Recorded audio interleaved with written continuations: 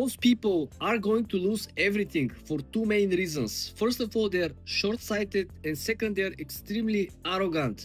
In 1980s, people lost half of their retirement and their savings because they didn't understand the knowledge, the price action, the volume, and the interest behind the prices of gold and silver. In 1980s, silver exploded to around $50 per ounce. People were so excited.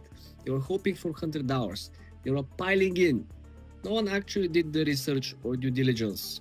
What happened was that the crash that followed was shocking. 50% crash, and it happened in just a couple of days. We're talking 3 to 4 days. And people were calmed down. People thought that, okay, this is healthy pullback, the market will recover, everyone needs silver, the same thing that you usually hear, even these days, silver is the precious metals like gold, they're always gonna be a demand or use case. Some people bought the dip, others stayed on the sidelines. In the next couple of years, after this dip, the silver dropped over 90%.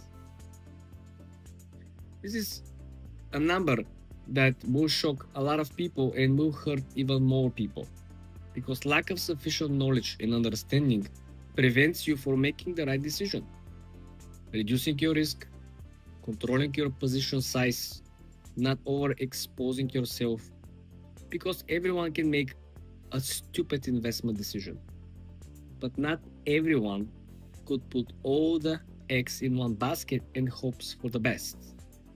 In 2011, same thing happened. Big run up, again, towards the $50 mark. People hoping to break even, people who purchased $50 in 1980s. They waited over 20 years. They were looking at $50 price, they were hoping, they were dreaming one day to sell back at 50 so they can break even. But then, the price didn't reach $50. Guess what actually happened? The same crash appeared. The drop was even crazier. Why is that? Well, the same people who manipulated the first run-up, Wall Street of course, were the same people who manipulated the second run-up.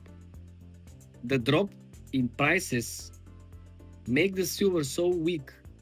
It created such a slow and thin volume, which chased off a lot of not only long-term investors, it chased off a lot of day traders, swing traders, people who usually create the volume, right? And you're probably thinking, okay, something that happens twice, people will learn. They're not gonna fall into the same trap. But they didn't. Now, in 2026, we had the largest crash sell-off dip in silver on record in a single trading day. We had 40% dip, something that historically happened throughout the period of 3 to 4 days. Now, remember, looking back, every time when there was a sell-off, when there was a pullback in silver, it was not just one pullback. The first pullback was followed by another sell-off, continuations of sell-offs, which in the first case, in 1980s, after the first 50% drop, in the next couple of years, the prices of silver dropped over 90%. You put 100K, you wait 5 years, you have $10,000. How about this? And again, the hopes remain the same. Silver $200, silver surpassed $100, yes, $120, recent all-time high. But the pullback reappeared again. In 1980s, silver hit $50. People were hoping for 400. Silver crashed and then crashed again. In 2011, silver reversed some of the losses. It made its own way towards 50. People were hoping for 50. Silver crashed and then crashed again. In 2026, silver was about $50. Solid trading consolidation, 53, 54, maybe some days, maybe 60. People are hoping for 100. silver hit 120, but silver crashed 40%. And we're yet to see or experience the second crash that always comes so far, right? If you look at the chart, there's a technical side which usually is created by the machines, by the alternative trading systems, right? Wall Street, majority of the trading is not happening on the actual New York Stock Exchange. Majority of the trading is not happening through the actual physical humans executing the orders. They're not placing the orders, they're not analyzing the orders, they're not actually making decisions on the daily basis. What this means?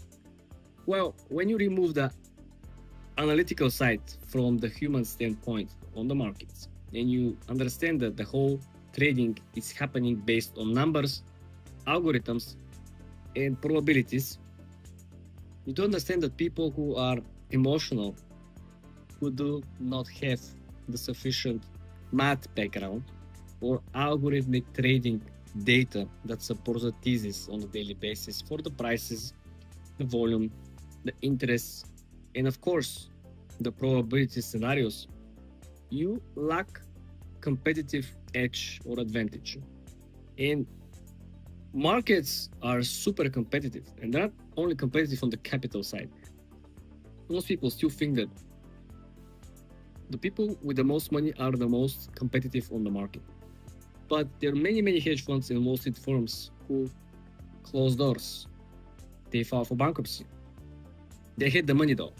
They were rich, they were having hundreds of millions, even billions of dollars under management.